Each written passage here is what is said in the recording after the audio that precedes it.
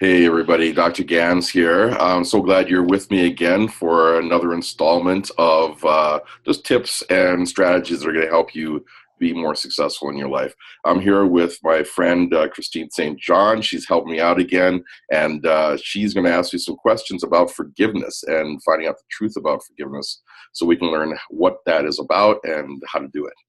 So, hi, Christine. Hi, Dr. Gans. Hey. So I have a few questions, as you said. The Mhm. first one is, why should we forgive?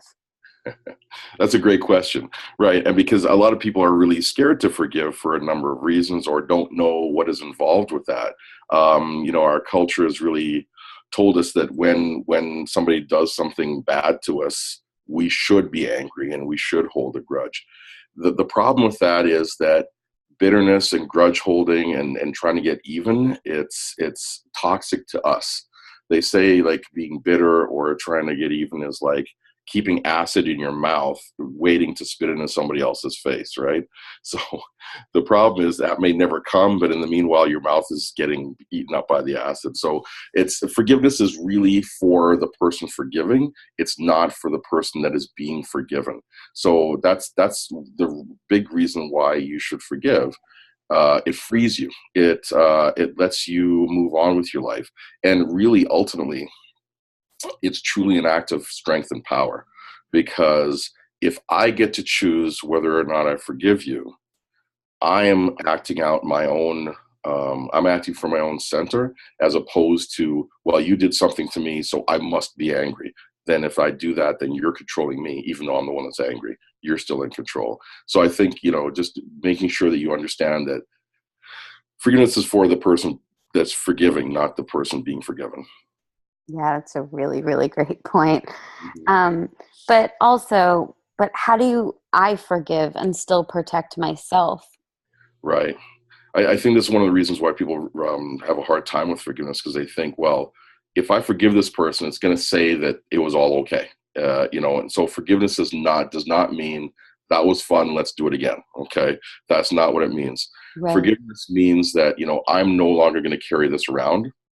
You're on your own with this, but I'm free. I am not going to be in a good mood and then I happen to see you across the room and all of a sudden my mood changes. You don't even know I'm there, but my mood changes. It's really hurting me. It's not hurting you. So I'm going to forgive because I'm going to let go. So by forgiving, you're just saying that you're not going to carry that around anymore and you're going to be better. But the protecting yourself, that's a whole nother thing. That has to do with having good boundaries. I can forgive somebody. I'm not going to carry it around, but I still know they're toxic. I still know they're not healthy or they're mean or they're whatever they are. I don't have to be around that person. I can forgive it and not carry it around, but I can also still protect myself in terms of not being around that person or not letting them back in my life or not trusting them in the same way anymore. That is different than forgiveness, and that's I think people confuse that, and that's where the trouble comes For sure. in. So, with all that being said, how do I start to forgive? Well, I think the big thing is just knowing that you are the one in charge of you. And so you can give forgiveness when you are ready to move on. That's the only criterion you need to really have. I'm ready to feel better. I'm going to forgive this individual and I'm moving on. And so it really is a choice. Now, once you make the choice, you have to remember that you made the choice. Okay. Otherwise, they'll come back and haunt you. It's like, oh, I see that person. Oh, wait a second. I forgave that person. So I'm good. Okay. Right. And you free yourself up. So I think that's the whole thing. It sounds really simple, but it is kind of hard to get your head around. But once you start and then you remember it and you practice it, it becomes easier and easier as you go. I do want to say two more things about this, though, because some people get confused about this. Um, you don't owe forgiveness. Okay. So if somebody comes up to you and they say, I'm really sorry, you don't have to forgive them, right? Again, this is Right. an act of power. You get to choose. You can say, well, you know what? Thank you for that apology. I got to sit with this a little bit. It's not like it's a transaction. You say sorry and I got to give you forgiveness. It's not like that, Right. right? It's like you say sorry, thank you, good. Let me think about this and let me see what I want to do with it, right?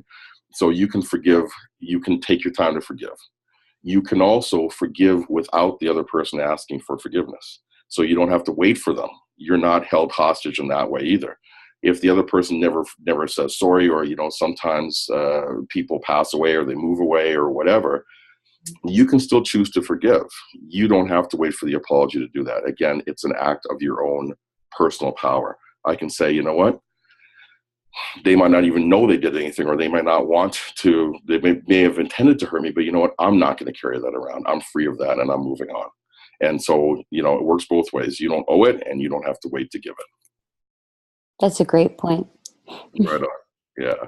So that's all the time we have for today to do this. But thanks for asking those questions, and I'm glad that everybody else is on the call too, and can hear these tips and use them to free yourselves and exercise your own personal power.